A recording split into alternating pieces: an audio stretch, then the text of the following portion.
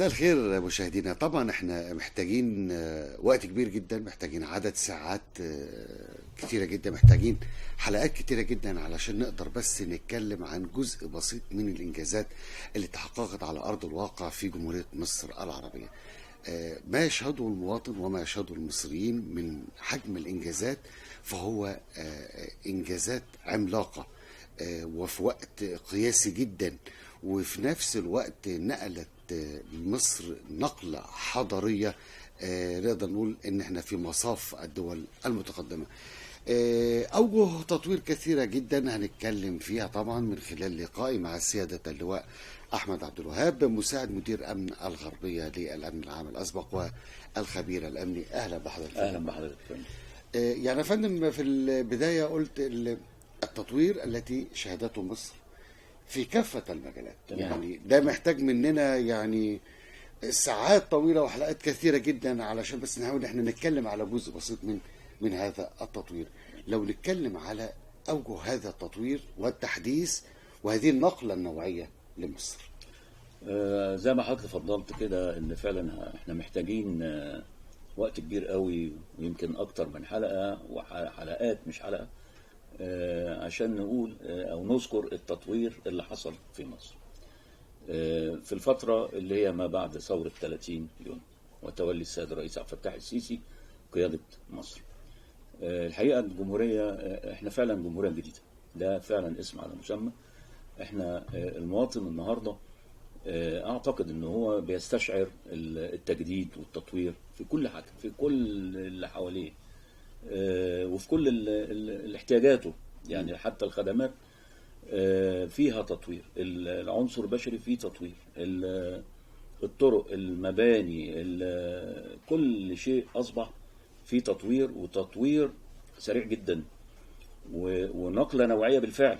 يعني ايه تطوير واضح وملموس للمواطن وللمواطن البسيط كمان. وانا اعتقد ان هو المستهدف في سياسة الدولة هو المواطن والمواطن البسيط. يعني مثلا على سبيل المثال احنا هنقول بقى ايه سريعا كده عشان احنا مش هنقدر طبعا نجمل او نقدر يعني نلم كل اللي حصل ده في زمن محدد. يعني احنا الحقيقة الدولة يعني مثلا على سبيل المثال من اول ما بدأنا قناة السويس الجديدة. قناة السويس الجديدة دي يعني بنقول شريان يعني بيغذي، يعني هو زي بمثابة الشريان اللي بيبث الدم في جسم الإنسان. هي فعلا مرفق حيوي ومهم جدا، ومن خلاله السفن العابرة من وإلى، من الشمال للجنوب ومن الجنوب للشمال. طبعا دي حاجة لولاها يعني دخل قناة السويس بيزيد. أنا لما بطور حاجة بتنعكس عليا اقتصاديا وبتنعكس عليا ماديا. ف يعني اول حاجه قناه السويس، وانا اعتقد ان طبعا في احصائيات وفي ايرادات واضحه وبتنشر حتى في الجرائد الرسميه اللي هي الواردات والايرادات والكلام بتاع قناه السويس. تاني حاجه انفاق، الخمس انفاق اللي اتبنوا تحت قناه السويس، اللي هو عشان يربط الوادي وبسينا. يعني احنا برضو سينا لما اخدناها ما حصلش فيها تطوير كتير، ما حصلش فيها تنمية، ما حصلش فيها يعني حاجة ملموسة للمواطن حتى السيناوي نفسه.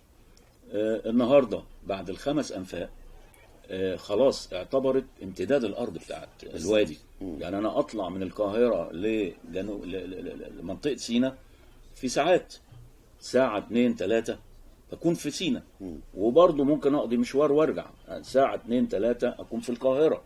إذن هنا الأنفاق دي عبارة عن شرايين أيضا تحت قناة السويس بتربط الوادي بسيناء الحبيب. الحقيقة يعني عايز أقول إيه، إن الطرق دي بتعمل إيه. أنا لما المدينة أو المشوار اللي أنا عايزه ياخد ساعة ولا 2 ولا 3، خلاص يبقى إذن أنا أقدر أروح أستثمر هناك، أقدر أروح أشتري بيت هناك، أقدر أشتغل وظيفة هناك وأرجع أجازتي خميس وجمعة. يبقى الدنيا بقى اصبح مفيش بقى ده سيناوي وده قاهري وده من الصعيد، لا, لا. احنا بقينا خلاص، بقينا جنس، يعني بقينا حاجة واحدة. خلاص بقت الارض قريبة مني فانا بروح واجي عليها. ده بالاضافة بقى، يعني احنا قلنا قناة السويس والانفاق وبتاع، نخش بقى مجال الصحة، نخش مجال التعليم، نخش مجال الاجتماعي. يعني انا يعني المدن الجديدة طبعا. ما انا بقول لسيادتك يعني مثلا مجال المدن الجديدة والانشاءات. المدن الجديدة احنا عندنا مثلا اسوان الجديدة، عندنا المنيا الجديدة، يعني حتى بدأنا بالصعيد اللي هو كان محتاج تنمية، وفي تطوير دلوقتي، وفي تطوير وتحديث وبخطوات سريعة يا أستاذ وائل. يعني المواطن، أنا يعني احنا بنقول الواقع الملموس اللي المواطن لمسه بإيده، في تطور وفي خطوات سريعة للأمان. نقول احنا قلنا المنصورة الجديدة، العاصمة الإدارية طبعا، العاصمة الإدارية، ودي بقى ايه الحكاية الوحيدة يعني دي التورتة بتاعة المدن الجديدة. وبدليل كده ان الوزارات بتاعتنا ودواوين الحكومية انتقلت إليها. النهاردة يعني العاصمة الإدارية دي أصبحت منطقة جاذبة. يعني احنا برضو يعني سيادة الرئيس عبد الفتاح السيسي قدر بعون الله وبإمكانيات الدولة وبإمكانياته مع الحكومة انه يحول الصحراء الى منطقة جاذبة، منطقة من صحراء الى منطقة جاذبة للسكان وللموظفين والاستثمار ايضا وللصناعة، لان فيها مناطق صناعية ومناطق سكنية وهكذا. يبقى احنا برضو في تطور كبير جدا وملموس وعلى الواقع والطبيعة. المدن اللي قلنا عليها والعاصمة الإدارية بتتوج هذه المدن. عندنا برضو في الصحة، مجال الصحة خلينا يعني العالمين، بعد كده نخش في مجال الصحة. يعني العالمين طبعا دي حاجة، العالمين دي احنا فاتوا كنا بره بنشوف بره الحاجات دي، نقول يعني العالمين الحاجات دي دي تبقى يعني عندنا انا بشبهها بقى بجزر المالديف وجزر الهواي والحاجات الايه العالمية اللي احنا كنا بنشوفها ونحلم نروحها.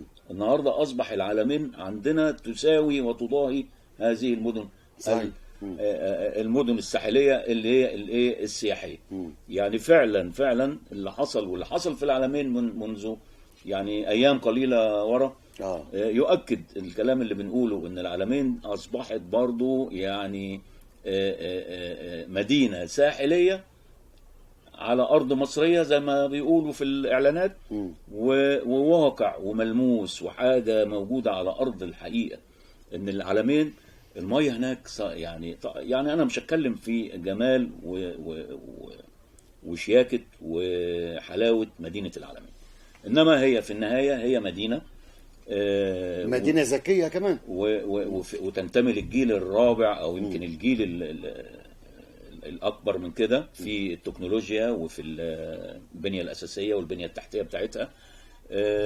يعني كل ده بيستهلك طبعا موارد كتير جدا من الدولة، وبيستهلك يعني ميزانيات وحاجات، مفيش حاجة بتتعمل كده.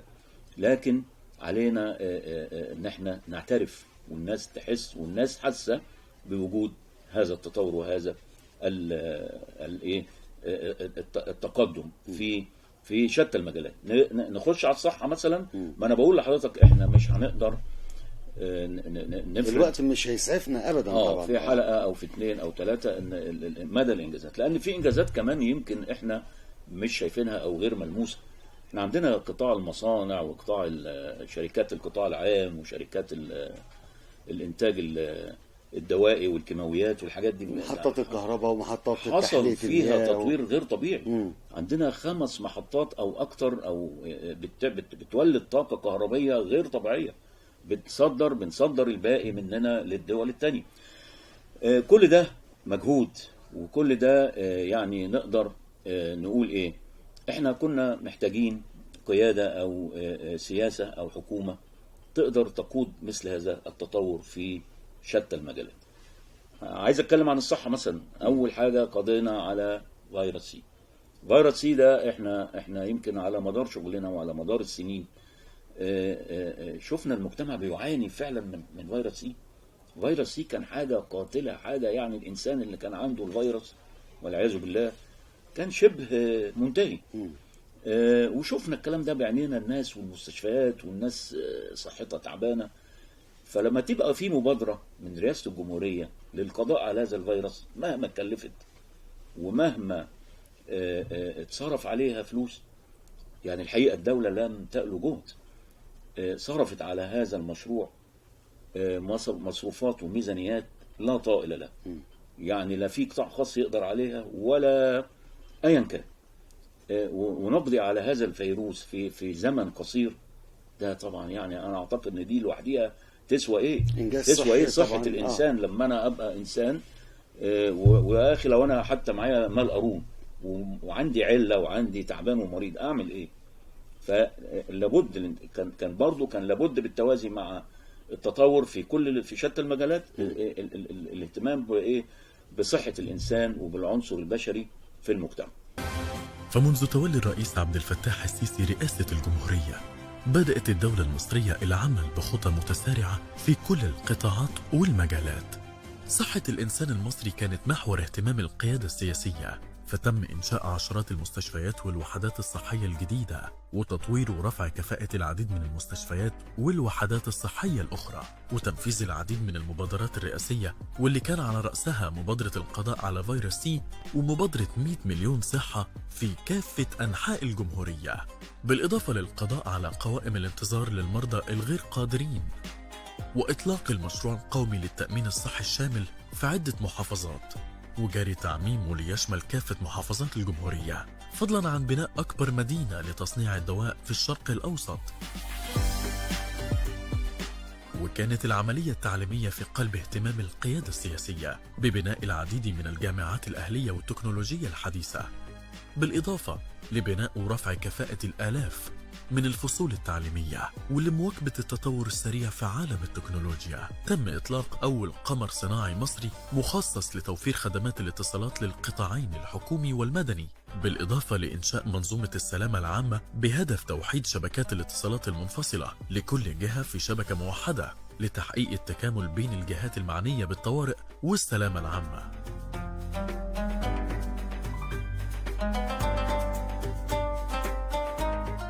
بنبني ونستثمر بإنجازات تليق بتاريخنا، عدينا الصعب ومهما كان الحمل تقيل قادرين نخطي المستحيل، وهنخلي الخير يزيد ونخلق لينا واقع جديد في كل شبر على أرض مصر. نخش على قطاع التعليم. انا برضو باخد يعني لمحة كده، لان مش هنقدر نقول كل حاجة بالتفصيل. قطاع التعليم وإنشاء الجامعات الأهلية، وإنشاء الجامعات الأهلية والتطوير التكنولوجي وإدخال التكنولوجيا في جميع المدارس وجميع الجامعات الحكومية والأهلية، وكل ده كل ده برضو بياخد ميزانيات كتير جدا جدا. فيبقى احنا عندنا التعليم، عملنا جامعات كتير، أنشأنا جامعات كتير، برضو هنقعد نعد. أنا مش عايز أعد عشان يمكن ننسى حاجة. كل جامعة أعتقد كل جامعة حكومية قديمة عملت جامعة أهلية بجوار. التكنولوجيا خلاص دخلت في كل الجامعات النهاردة، أصبح الكتاب حتى الجامعي أصبح على على النت وعلى مواقع التواصل والكلام ده كله. في برضو عندنا التكنولوجيا اللي هي المدينة الذكية، أو اللي هي في 6 من أكتوبر. برضو دي حاجة تضاهي الدول المتقدمة قوي قوي، يعني مثلا ألمانيا وأوروبا عموما. احنا لا نقل شيء عنهم في استخدام التكنولوجيا. النهاردة حضرتك ممكن تدفع رسوم عليك في مدينة أسوان، ولو انت ليك حاجة في سينا تدفع، لو انت وتحصل وتدفع وتعمل كل حاجة وانت قاعد في مكانك من خلال شبكات النت واستخدام التكنولوجيا والتطبيقات المصرية البحتة. يعني احنا برضو بنستخدم تطبيقات مصرية بعقول مصرية بحتة، يعني لا انما هي تكنولوجيا ومتوفرة من خلال امكانيات الدولة وخطة الدولة والحكومة في نشر التكنولوجيا في جميع الانحاء في دوله مصر، في جمهوريه مصر العربيه. شبكة ليه؟ الطرق والمواصلات يا فندم اللي على مستوى ده الجمهورية موضوع تاني، يعني انا بقول لحضرتك طبقا للمواصفات القياسية العالمية يعني النهارده شبكه الطرق دي تربط تدرس الشمال بالجنوب والشرق تدرس يا بالغرب. فندم. يعني في كليات الهندسه فيها القسم الهندسه المدنيه من ضمن يعني اصل دراسته الطرق. يعني في حاجه اسمها كده هندسه الطرق، ده من 100 سنه من زمان.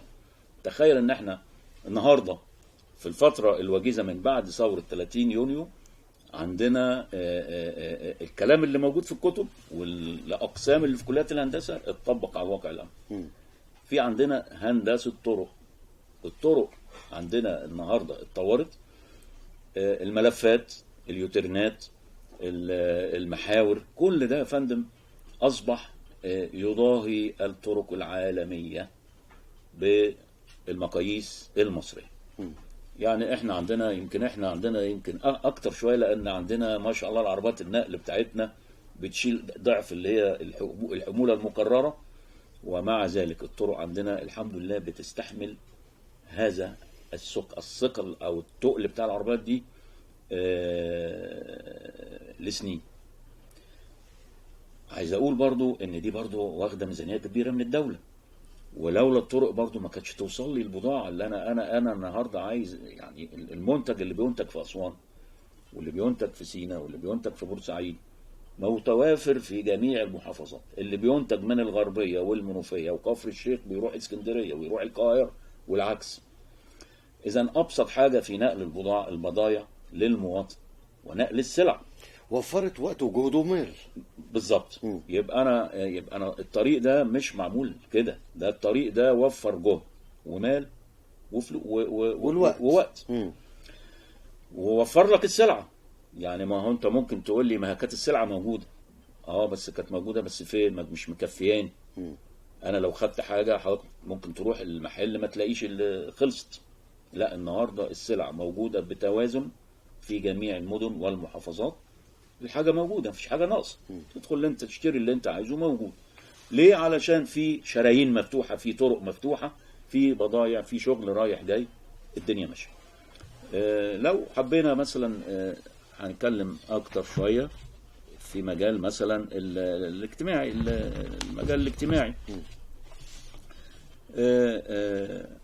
عندنا مبادره مثلا حياه كريمه، مبادرات الرئيس طبعا يعني كثيره ومتعدده. انا يعني برضو يعني دي برضو حاجه يعني انا عايز اقول ايه، احنا اتعمل معجزات يا استاذ وائل في المده القصيره دي، معجزات بحقيقه يعني بجد.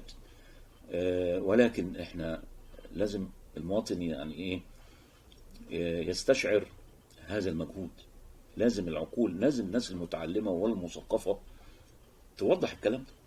الناس لازم تعرف ان في مجهود معمول وفي شغل عالي جدا مبذول لإراحة المواطن، وإلا كنا هنفضل عايشين في العوز والاحتياج وقلة الموارد وزي زمان. يعني احنا مش عايزين كده. احنا اليومين دول ومن بعد قيام الثورة في الزمن القليل ده مصر اتطورت. يعني انا عايز اقول مصر النهارده في جميع المجالات، لو هات اي مجال كده نتكلم فيه هتجد ان مصر سباقه، ومصر فيها تطوير وفيها تحديث وفيها خير باذن الله. ان شاء الله الى يوم الدين مصر هيبقى فيها خير ان شاء الله بحكومتها وبقيادتها وبشعبها، رغم التحديات الصعبه. يعني احنا في الاسهم او السهام بتضرب فينا من كل ناحيه من جميع الجهات، الا ان ربنا حامي مصر وبفضل بقى مجهود الناس المحترمين، الحكومه بتاعتنا والرئاسه ومؤسسات الدوله، على راسهم طبعا السيد الرئيس عبد الفتاح السيسي. نخصص بقى كلامنا شويه ونتكلم على اوجه التطوير داخل وزاره الداخليه. تمام. يعني احنا شايفين كل يوم في تطوير داخل وزاره الداخليه. ده حقيقي. تطوير منشآت، تطوير العنصر البشري، تطوير أجهزة وتكنولوجيا حديثة.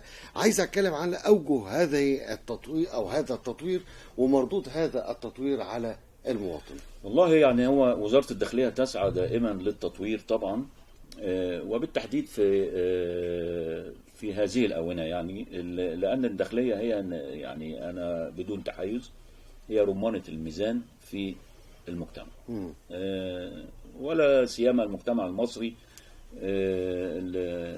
وزارة الداخلية بتهتم جدا بالتطوير الخدمات المؤدية للمواطن.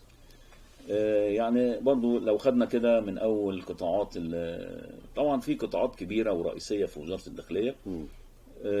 لو اتكلمنا على أي قطاع بنجد التطور فيه واضح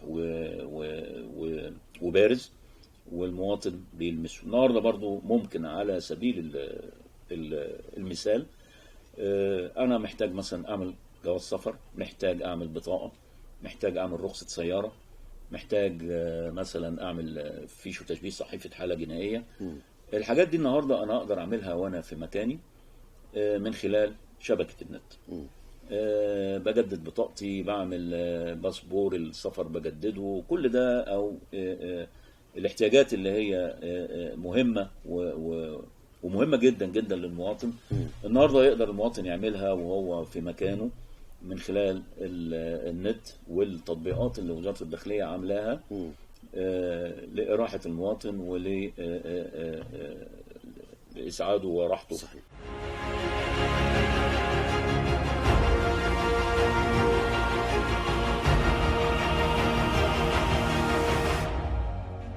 تكاملت جهود وزارة الداخلية مع الجهود التي تبذلها الدولة في البناء والتنمية على مستوى الجمهورية، فتطورت المنشآت الشرطية على الصعيد الإنشائي والمعماري لتواكب النهضة العمرانية والحضارية التي تشهدها البلاد.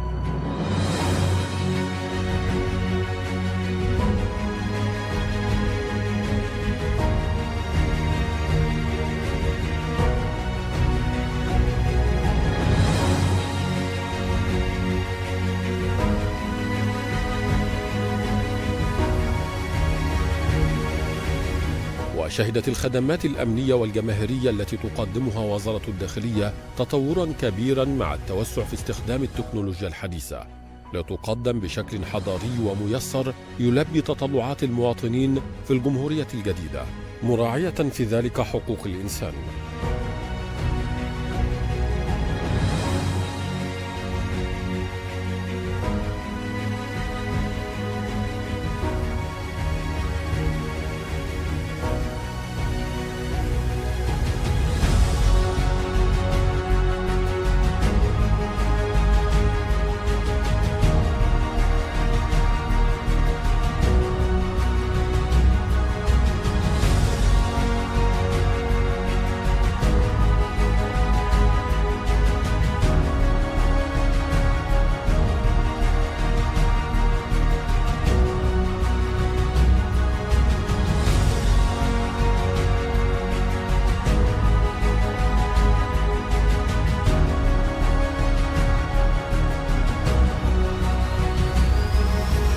وكان العنصر البشري على رأس منظومة التطوير لرفع قدراته لأداء المهام الأمنية والخدمية بصورة احترافية.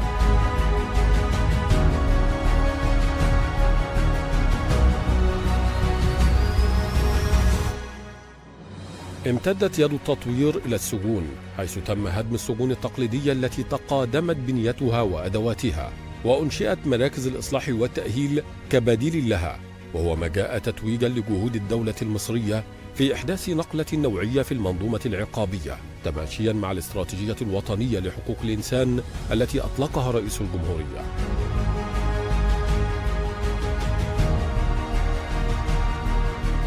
وحققت وزارة الداخلية بمبادراتها الاجتماعية ما تصبو إليه من تخفيف الأعباء عن كاهل المواطنين، بتوفير احتياجاته بأسعار مخفضة ومساندته في كل المناسبات من خلال مبادرة كلنا واحد التي انطلقت في كل ربوع الوطن ومحافظاته.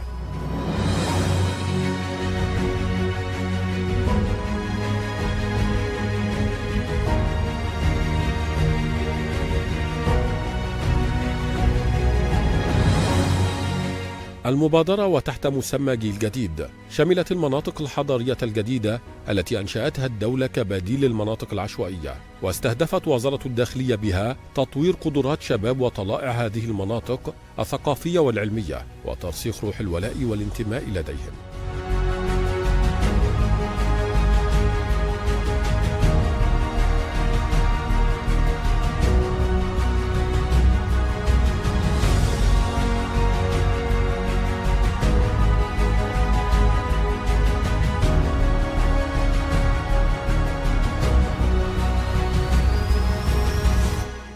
هذه الإنجازات ما كانت لتتحقق لولا مناخ الأمن والاستقرار الذي تتمتع به مصر وإرادة شعبها العظيم وتكاتفه مع قيادته السياسية رغم التحديات الدولية والإقليمية التي فرضتها المتغيرات العالمية.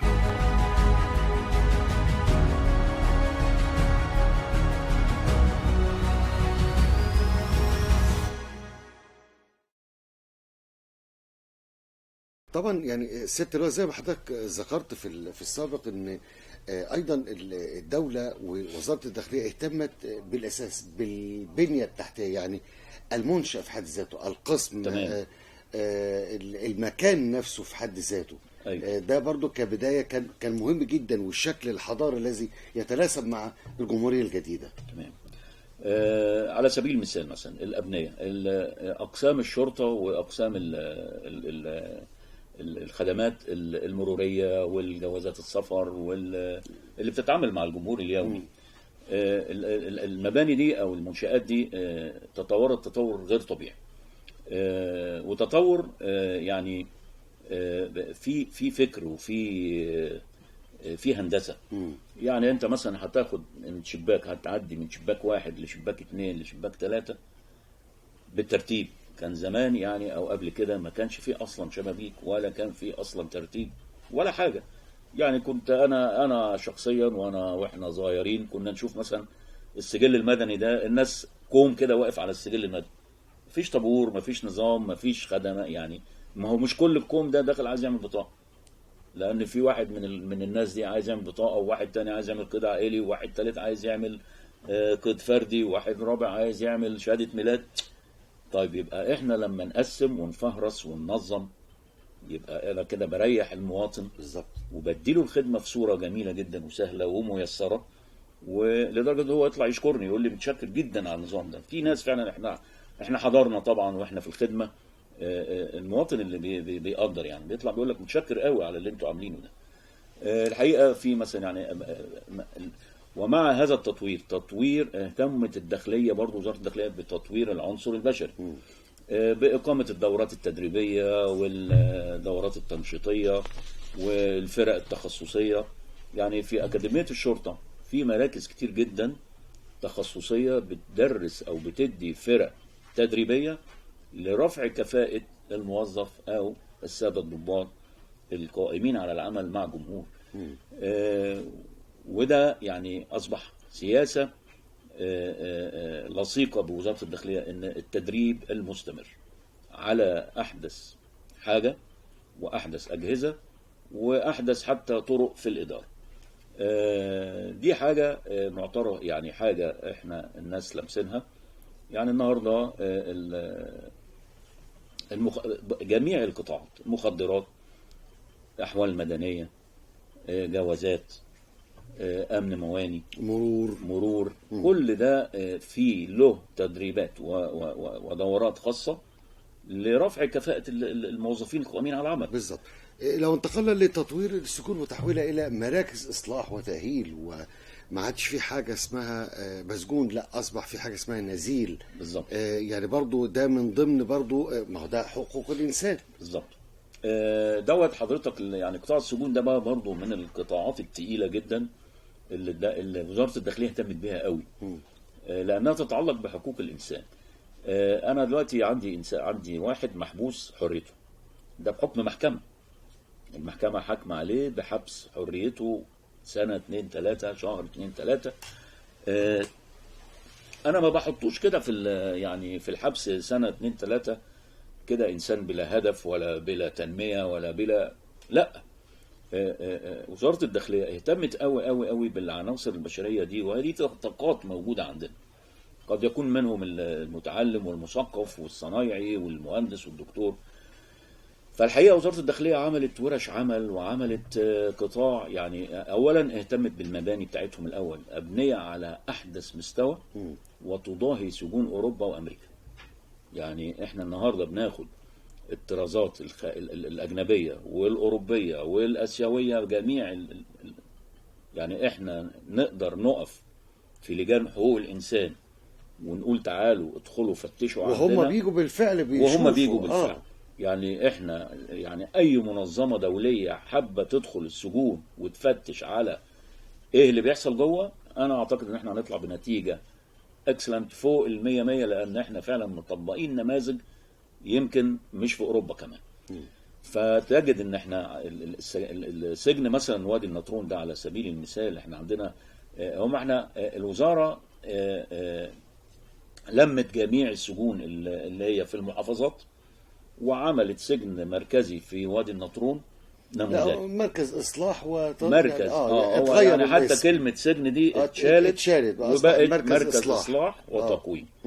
اذا بقى من العنوان ناخد الشغل جوه، يبقى هو اصلاح وتقويم، بيصلح من حالته النفسية والاجتماعية وبيقومه للمسار الصحيح، عشان لما يطلع بره يخلص العقوبة بتاعته يطلع يبقى مواطن صالح، ومواطن يقدر يندمج حتى مع المجتمع، ان هو ما سابش صناعته، ما سابش شغلته اللي في ايده، السباك والنجار والحداد كل دول شغالين جوه بيعملوا. ولو ما معهوش مهنه هيتعلم مهنه، ولو ما معهوش مهنه بيتعلم، لان هو برضو جوه نفس الترتيب، في الاسطى والصبي بتاع الاسطى والعيال بتتعلم، يعني النجار عنده طقم والحداد عنده طقم وشغالين. فاذا السجن النهارده اصبح ايه؟ اصبح اصلاح وتقويم وليس سجن زي ما كان زمان. لا، هو النهارده بيصحى من النوم عادي كانه رايح شغله، وينزل يروح الورشه يشتغل، يخلص شغله ويرجع يتغدى يرجع ينام. دي حاجه طبعا ايه موجوده، ولجان حقوق الانسان بتنزل بتمر وتتابع وتراجع على الكلام ده، وموجود على الطبيعه، وبناخد يعني درجات كويسه قوي عاليه في هذا المجال. رؤية إصلاحية وتأهيلية تتبناها وتطبقها وزارة الداخلية داخل مراكز الإصلاح والتأهيل كانت موضع اهتمام المجلس القومي لحقوق الإنسان، الذي قام بزيارة مركز الإصلاح والتأهيل 10 من رمضان في إطار زياراته المتواصلة لهذه المراكز للاطلاع على الأبعاد الإنسانية والاجتماعية ومنظومة الرعاية المتكاملة داخلها، وفي مقدماتها الرعاية الطبية المقدمة للنزلاء والنازلات من خلال المركز الطبي بتجهيزاته المتطورة والتي أثنى عليها أعضاء الوفد. لما نشوف النهاردة غرف عمليات بنظام الكبسولة المدمجة، لما نشوف مراكز أشعة وتحاليل وكافة الأجهزة الحديثة التي لا تتواجد في مستشفيات كبرى لها اسمها موجودة داخل مركز إصلاح وتأهيل، يبقى نضمن إن النزيل داخل هذا المكان يلقى الرعاية الصحية المكفولة له. أتصور أنه إحنا قدام حتى يعني أجهزة من أحدث الأجهزة اللي موجودة في المستشفيات الموجودة في مصر، ده بيدي انطباع لأي مدى وزارة الداخلية مهتمة بتقديم الرعاية الصحية بحسب المعايير الدولية المطلوبة في مراكز الإصلاح والتأهيل. كما يتم تقديم رعاية صحية واجتماعية لائقة للأمهات النازلات ومنحهم أوقاتا كافية لقضائها مع أطفالهن وفقا لمعايير حقوق الإنسان. سياسات الحماية المجتمعية المتبعة هو كيف يمكن صون هذه الأسرة وحمايتها، وخاصة في جانب الأطفال منها، واللي احنا بنشوفه في الوقت الحالي في أحد مراكز رعاية الأطفال داخل مركز الإصلاح والتأهيل في 10 من رمضان.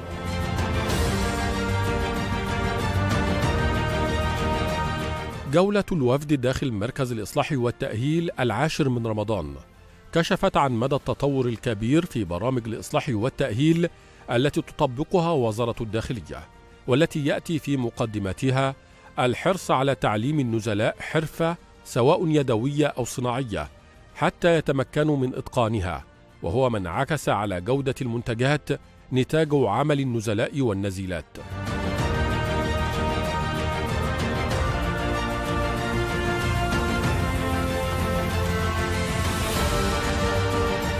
النهارده احنا شفنا منتجات غايه في الروعه، فيها ابداع، فيها مراعاه من جانب المؤسسه للمنتجين، في تسهيل لعمليه البيع وعمليه الابداع. وانا اتصور ان ده بيؤهل النزيل نفسه لمواجهه الحياه بعد الخروج. إدارة تأهيل عقاب، وفي جانب زجري وردعي وأشياء من هذا القبيل، لكن الفلسفة الجديدة هي الإصلاح والتأهيل وإعداد النزلاء للدمج في المجتمع. في مستوى كبير قوي من الخدمات بجودة عالية بيتقدم للنزلاء.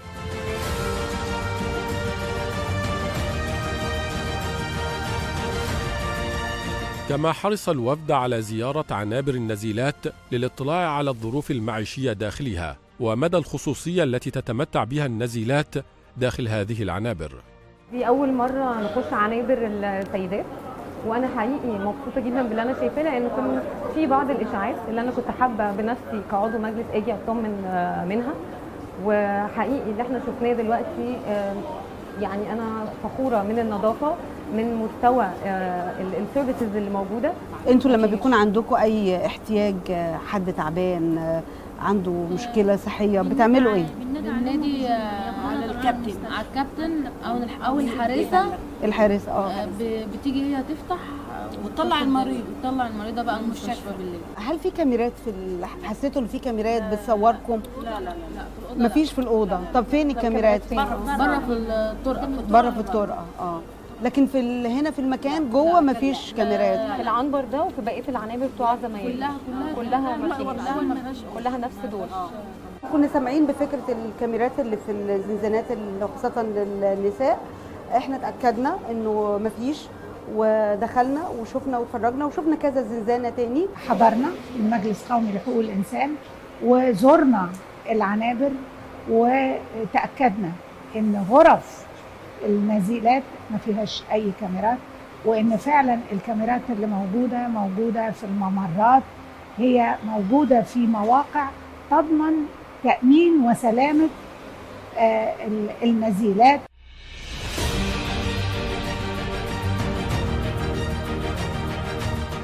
ويحرص قطاع الحماية المجتمعية على إصقال المهارات الفنية للنزلاء من خلال خبراء ومختصين في هذا المجال، وهو ما ساهم في وصولهم إلى الشكل الاحترافي.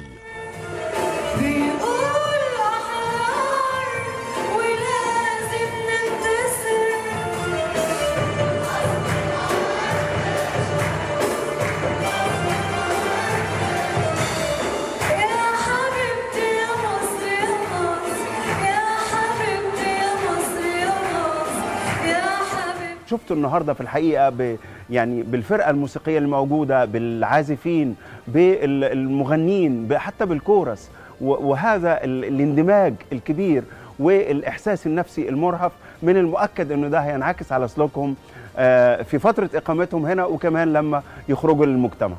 تتمتع مراكز الإصلاح والتأهيل بكافة المزايا الاجتماعية والإنسانية والصحية والتأهيلية التي يمكن من خلالها بناء إنسان جديد مؤهل حرفيا واجتماعيا وصحيا وعلميا للاندماج في المجتمع في ظل تطبيق أفضل المعايير الدولية لحقوق الإنسان داخل هذه المراكز.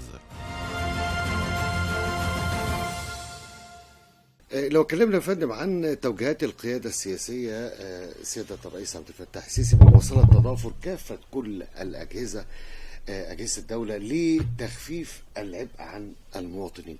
احنا شفنا طبعا مبادرة كلنا واحد ونجاحها ومدى توفر كافة ما يحتاجه المواطن بأسعار تصل إلى بخصم أو بأقل عن مسألتها ب 40%. عايز أتكلم على هذه المبادرة ونجاحها، وأيضا الكثير من المبادرات التي تخفف العبء عن كاهل المواطن. تسعى وزارة الداخلية أيضا بالتوازي مع مكافحة الجريمة ومهامها الرئيسية الى برضه رفع الكفاءه البعد الانساني والاجتماعي، الانساني والاجتماعي، لان هي برضه في النهايه بتصب في الحاله الامنيه. يعني انا برضه وزاره الداخليه لما بتهتم بالجانب الاجتماعي والبعد الانساني فيه، بيصب برضه في النهايه في قناه الامن والحاله الامنيه. عندنا في وزارة الداخلية مبادرة كلنا واحد. المبادرة دي في المرحلة 24 منها، يعني ده دليل برضو استمرارها ونجاحها. وبتجد ان السلع اللي في المبادرة دي بتقل في السوق عن السوق، مثيلاتها في السوق من 30 ل 40%. طبعا دي نسبة جميلة جدا ونسبة عالية وكويسة جدا، والناس لامسة الكلام ده وبتشوف وعلى الطبيعة.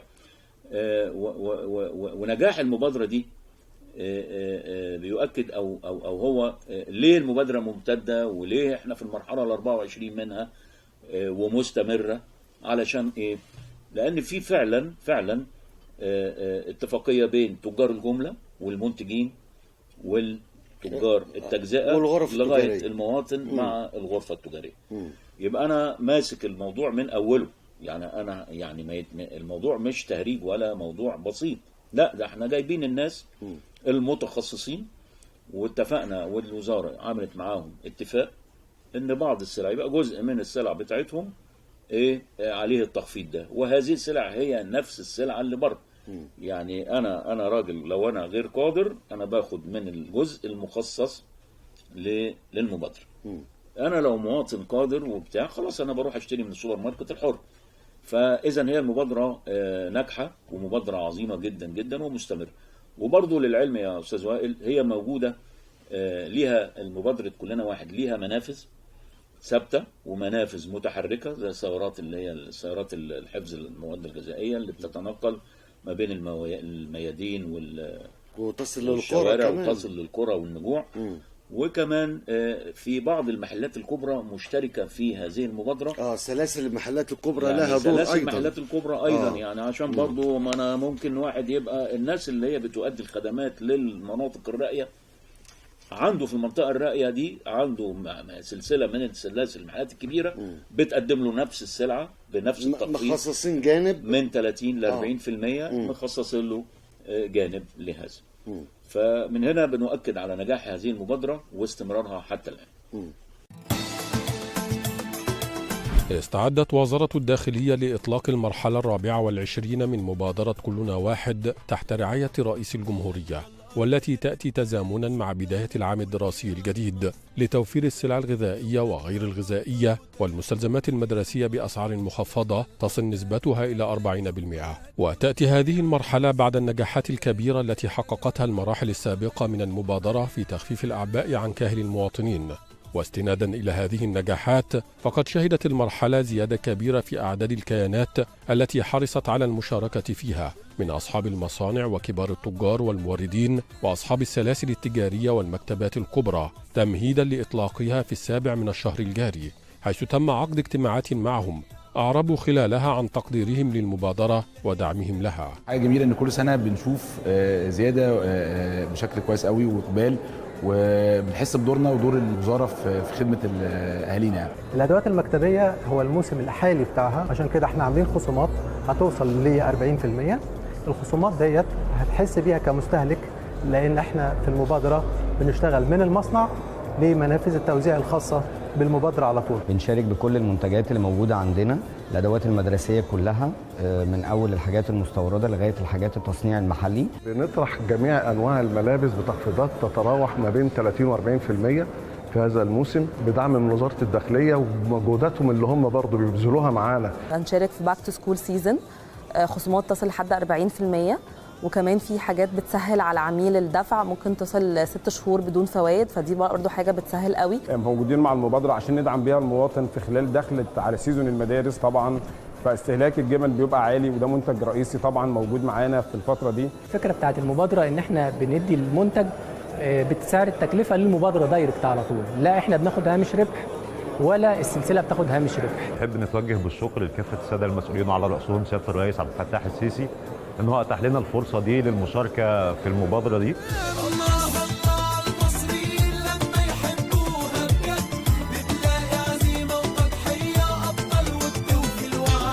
كلنا واحد دايما مع بعضنا كده وبنسند بعض. عقب الاتفاق على إطلاق المبادرة، تسابقت خطوط الإنتاج نحو تجهيز منتجاتها من السلع الغذائية وغير الغذائية تمهيدا لطرحها في إطار المبادرة بالتخفيضات المعلنة عبر 1513 منفذا على مستوى الجمهورية و6 معارض رئيسية و37 معرضا فرعيا، إضافة إلى القوافل المتحركة، وفي مقدمة المنتجات المستلزمات المدرسية بهدف تخفيف الأعباء عن كاهل أولياء الأمور مع بداية عام دراسي جديد. وهذه المنافذ موضحة على موقع وزارة الداخلية على الإنترنت.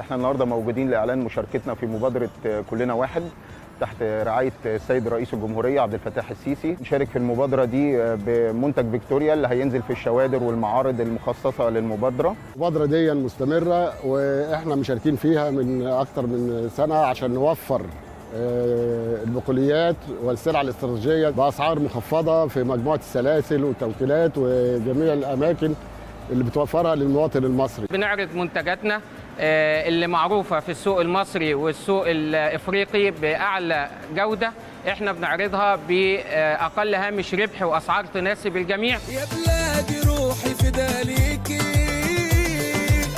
أقدم حضارات كانت فيكي.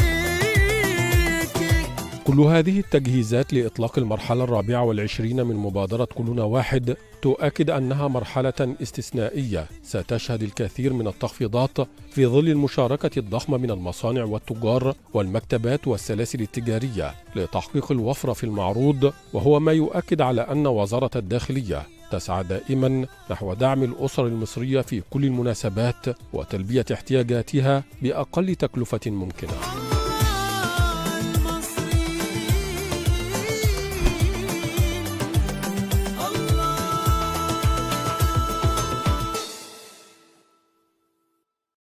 إذا يا فندم بنشوف أن يعني حجم هذه المجهودات وحجم هذه المبادرات وأيضا دور وزارة الداخلية في تنفيذ هذه المبادرات الرئاسية كبعد إنساني كبعد اجتماعي بتحقق توازن في الأسواق وتوفر للمواطن ما يلزمه. في الحقيقة أتوجه بخالص الشكر للسيد اللواء أحمد عبد الوهاب مساعد مدير أمن الغربية الأسبق للأمن العام والخبير الأمني. شكرا جزيلا. شكرا يا فندم جدا وشكرا على حسن الاستماع.